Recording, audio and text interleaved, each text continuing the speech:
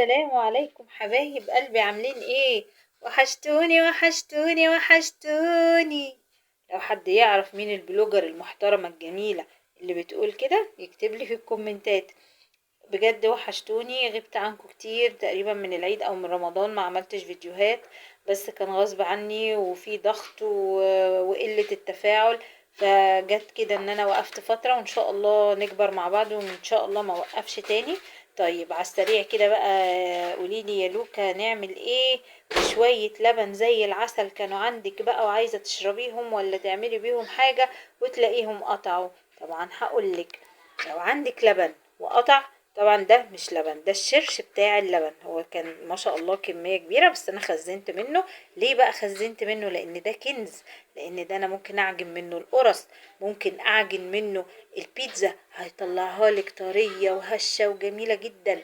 طيب انا عندي اللبن قطع، ارميه؟ لا طبعا، دي نعمة من ربنا لازم استفاد بيها. ممكن نعمل منه جبنة موتزاريلا، وان شاء الله المرة الجاية برضو هبقى اعمل لك ازاي بتتعمل. ممكن نعمل منه جبنة قريش، نعمل منه نكتر جبنة قديمة، لو عندي اصلا انا عاملة برطمان جبنة قديمة بالشرش بتاعه بحاجته كلها فارمي فيه، فهتطلع احلى جبنة قديمة. وممكن اعمل اصناف الجبن التحفة الجميلة اللي انا عملتها دي. عملت جبنة كيري بالزيتون، كيري بحبة البركة او سادة، هي ما فيهاش غير شوية حبة بركة فتعتبر سادة، كيري بالجبنة التركي، اي طعم انت عايزاه هتعمليه، كيري بالجبنة بالفلفل، في انواع من الكيري كتير وولادنا بيحبوه، كيري بالجبنة الشيدر، اي نوع هتقدري تعمليه بمكون بسيط. هو اللبن قطع، ولما قطع انا حطيته في المصفى دي حوالي ربع ساعة نص ساعة، زي ما انت شايفة كده جمدت وصفت وبقت زي الفل، وبقت بصي جامدة، شايفة القطعة عندي عاملة ازاي؟ بقت جامدة كده زي الجبنة القريش بالظبط. بنخلصها وبنطلعها، بتصفي اللبن اللي فيها.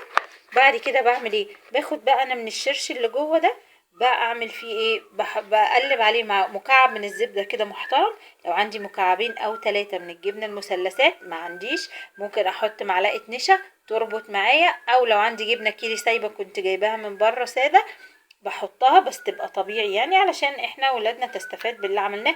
انا ما حطيتش غير حوالي مكعب الزبده، وحطيت حاجه بسيطه من الايه، من جبنه كيري قديمه كانت عندي، وطلعت لي اللهم بارك زياده عن الكيلو الا ربع. يعني ما شاء الله جبنه بالزيتون دي لوحدها هتلاقيها مش اقل من 40 جنيه، جبنه بحبه البركه هتلاقيها في حدود ال 40 جنيه. انت عملتي 3 علب بحوالي 120 جنيه من شويه لبن قطع عندك، كنت ممكن تقولي لا انا هرميهم.